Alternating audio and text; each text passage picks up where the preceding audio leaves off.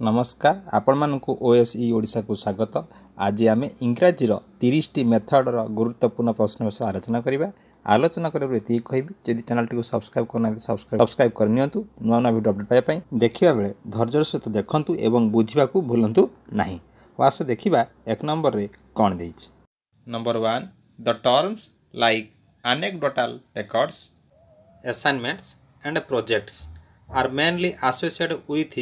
Dash admission सहित introduction सहित promotion सहित और इवाल्यूएशन सहित मन रखा दरकार। एनेक्डोटल रेकर्ड्स प्राचीन कथागुड़ी को संग्रह करवा, असाइनमेंट दबा बा प्रकल्प कार्य करवा बा प्रोजेक्ट करवा एगुड़ा कौन हम जिते आम गोटे पिलार इवाल्यूएशन करता मूल्यांकन करता से तथ्य गुड़ी आम करने था। तेणु यह उत्तर कौन हम evaluation. Next number 2 skimming is a sub skill of dash कहार सब स्किल होची स्किमिंग अर्थात साइलेंटली चुपचाप रीडिंग करवा। स्किमिंग आम केत करथाउ जते बेले आम चुपचाप निरवतार सहित बा नीरव पठन करथाउ सेते आम स्किमिंग करथाउ बोली कहिथाउ। तेणु एटा होची रीडिंग को बुझाउची हैला। तेणु उत्तर कोन हबो सी। आ गोटे कथा मन रखता स्किमिंग करवा द्वारा पिलाटी विषय वस्तु को टिके अंडरस्टैंडिंग करे अर्थात बुझे। नेक्स्ट 3 रे कहिची which is the receptive skill of a language भाषार रिसेप्टिव स्किल अर्थात पिला ग्रहण करिवो। रिसेप्टिव केतेबेले से करे मन रख जेतेबेले पिलाटी कौन करे लिसनिंग करे आउ कौन करे रीडिंग करे सेतेबेले से कौन करे शिखे बा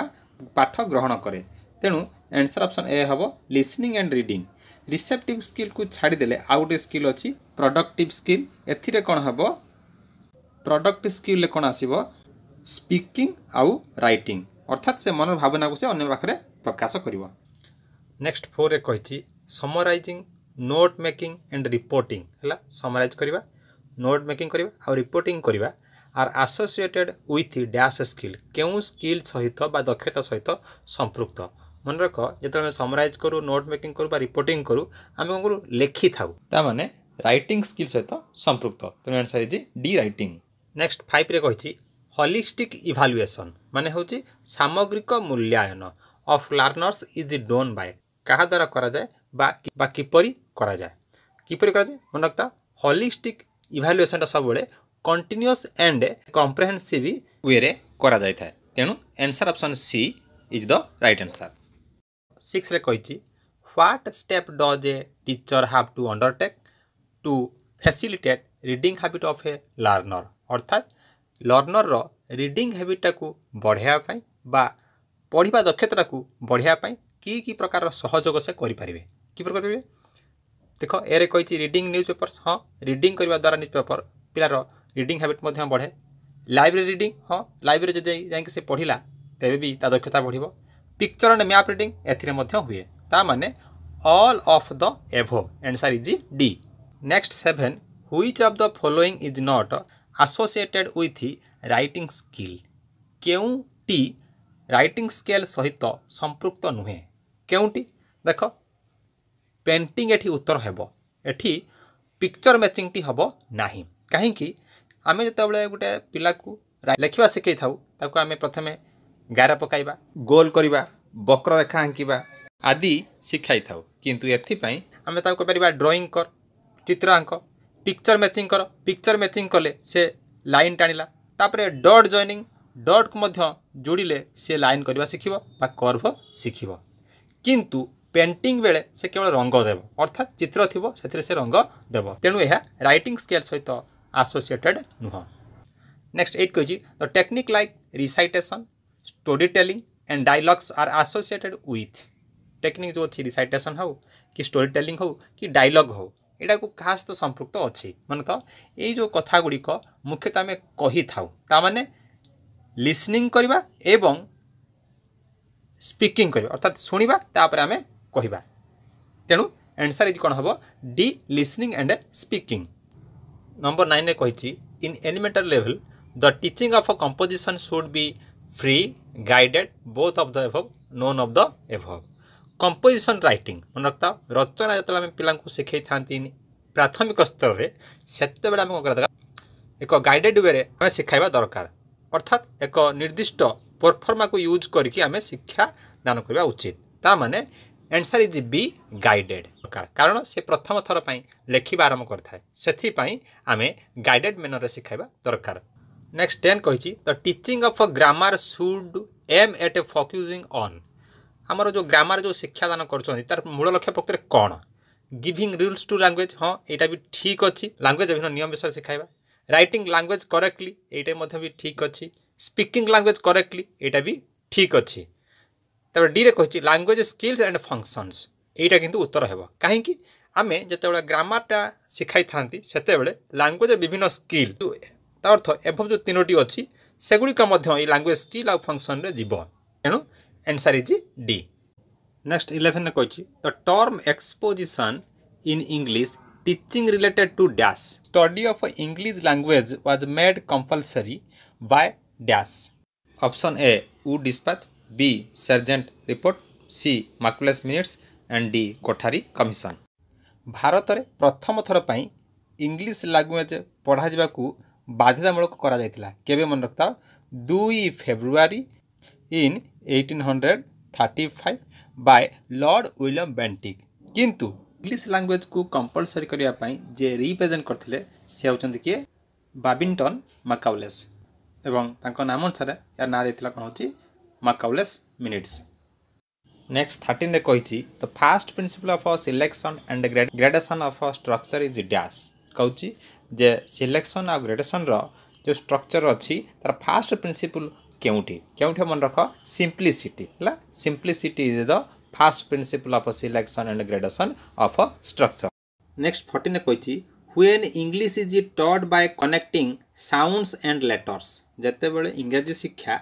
साउंड माध्यम रे एवं लेटर माध्यम रे शिक्षा दिया जाए ताको मैं कौन कहवा मन रखता साउंड कथा आसो सेटा हम फोनिक मेथड है कि तेणु answer is B phonic method.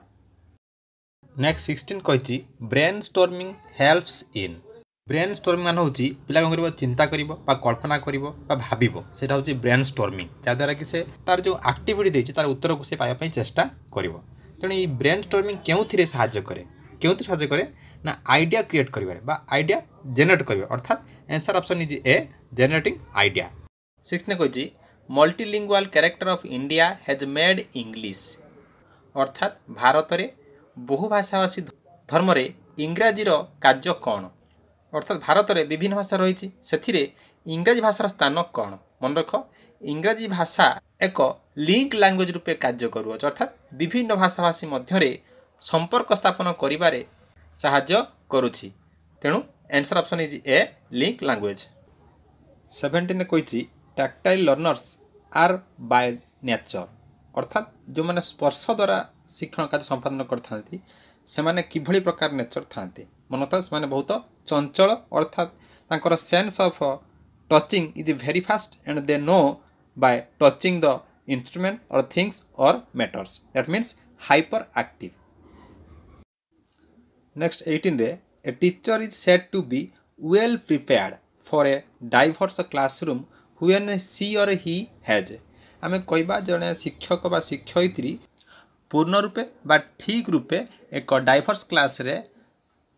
Teaching देवाई प्रस्तुत होइछंती जेतेबेले आमे कहबा जेतेबेले से विभिन्न स्तर पिलामानंकु नेई किभली भाबरे शिक्षादान करा जिवो तार स्ट्रैटेजीज डेवलप करथिबे एवं लेसन डेलीवर पाई आवश्यक होउथिबा टीएलएम गुड़िका मध्य प्रिपेयर करनी थे सेतेबेले आमे कहबा जे well prepared teacher that means answer is C developed a lesson plan with strategies and teaching learning materials. Next 19 कही the method of learning that encourage learners interaction are अर्थात जहाँ शिक्षार्थी मानक मध्य सहयोगी शिक्षण पाई खोराक जोगाई थाए मन रख कोलाबोरेटिंग लर्निंग एवं प्रोजेक्ट मेथड यही मेथड रे कौन होता है शिक्षार्थी माने पारस्परिक सहयोग द्वारा कौन करथांती शिक्षण कार्यटी को संपादन करथांती तेणु आंसर इज बी। नेक्स्ट 20 रे कही graphic aspect deals with dash graphic aspect बा तार लिपिबद्धीकरण लेखिबार शैलीटा को कहा सहित डील करे मनता writing form of the language हेउची कोन ग्राफिक एस्पेक्ट। नेक्स्ट 21 रे कही uttering a syllable of a word with more force is एतरा में गोटे वार्डटी को कौन करथाउ अटरिंग करथाउ सेते बेले आमे अधिक फोर्स दे कहि थाउ ताको आमे कोन कहबा स्ट्रेस बोली कहबा so answer is A stress next 22 repetition of a sentence pattern refers to गोटे सेंटेंस पैटर्न रो रिपीटेशन को आमे का सहित तुलना कर परिबा आमे मुख्यतः जते बेले आमे गोटे कोन से तथ्य को पिला मानन को सिखाई थाउ बारंबार हम करथाउ चेन ड्रिल करथाउ बारंबार कहिले से माने सिखि थांती तेणु आम कौन कह ड्रिल बोली कहवा that means repetition of a sentence pattern refers to drill 23 कही when there are learners with various abilities from different languages cultures communities social strata it is a dash classroom जेते बेले विभिन्न भाषाभाषी संस्कृति संप्रदाय तथा सामाजिक श्रेणी छात्र छात्री शिक्षा ग्रहण करिथांती से भली श्रेणीगृह को कि श्रेणीगृह कहुब जेहेतु एठारे विभिन्न दक्षतार शिक्षार्थी मैंने आसिक शिक्षण कार्य संपादन कर शिखुंट तेणु आम कौन कह डाइवर्स क्लासरूम बोली कहवा so answer is B diverse classroom next 24 ideas need to be put in a sequence while जेते बेले आम कौन से एक कथा को एक सीक्वेंस कहवाई चाहूँगी लिखापी चाहूँगी सेते बेले आम क्यों आइडियाटा यूज करता मन आम कहवा एवं लिखा कथा कहते तेणु स्पीकिंग एंड राइटिंग हम जिते बड़े सिक्वेन्स नापी चाहूँगी जिते स्पीकिंग आ राइटिंग आइडियाटा ही कम करें नेक्स्ट 25 कही inductive method of teaching grammar follows the rule from कही ग्रामर जो आम पढ़ाई था आम इंडक्टिव मेथड रे पढ़ाई था सेटा क्यों रूल को फॉलो करूँगी मन रखता जिते बड़े आम ग्रामर टी पढ़ाइबा एक पर्टिकुलर टाइप रो सेंटेंस आम बारंबार रिपीट करता व्यवहार करता जहाँफल पिला जानीपे जे यही सेंटेंस रे यही रूलटी व्यवहृत हो अर्थात पर्टिकुलर सेंटेंस रु से कौन करती जनरल आड़ को जाता तेणु आंसर कौन हम particular to general answer option is C 26 कही effective learning takes place when the learners are केते बेले शिक्षण कार्यटी इफेक्टिव लर्निंग हम अर्थात प्रभावशील हेब अर्थात शिक्षार्थी मैंने भल भाव शिखिपारे जिते बड़े लर्नर माने अर्थात छात्र छात्री मैंने निज निज भितर आलोचना करेंगे शिक्षक सहित आलोचना करेंगे सेते बेले कौन हम लर्निंगटा इफेक्टिव लर्निंग हम ताने इंटरएक्टिव हवा दरकार so answer option is C interactive next number 27 the grammar that is most useful for the learners is dash मन तो ग्रामर इज मोस्ट यूजफुल मन रख grammar that is most useful for the learners is functional grammar next 28 our constitution recommends English as the dash मन था our constitution recommends English as a associate official language है सहयोगी official language recommend करा जाइछ next number 29 कही reading a text for setting A gist is जिते बड़े आम पढ़ी करी कौन से एक विषय वस्तुर जिस्ट भास करथाउ ताकू आम कौन कहबा ताकू आम कौन कहबा स्कीमिंग कारण जो आम स्कीमिंग करता आम साइलेंटली करूँ एवं तार अर्थ को बुझापी चेष्टा करूँ so reading a text for gist is called skimming next 30 कही information transfer from one to another is an example of dash जिते बड़े आम वार्ड गेमटा करथाउ बा कौन तथ्य शिक्षा प्रदान करथाउ सेते कौन करूँ ना गोटे छात्र पाखु आउ गोटे छात्र पाखु आम ट्रांसफर करथाउ इनफॉरमेशन को बा शिक्षाटी को ट्रांसफर करथाउ तेणु ताकू आम किभली ट्रांसफर करथिबा ताकू आम कौन करिया गाइडेड कंपोजिशन बोली कहुब कारण आम एलिमेंटरी स्टेज रे शिक्षार्थी मानक मुख्यतः एक गाइडेड वे रे इनफॉरमेशन को ट्रांसफर करथाउ so answer option is a guided composition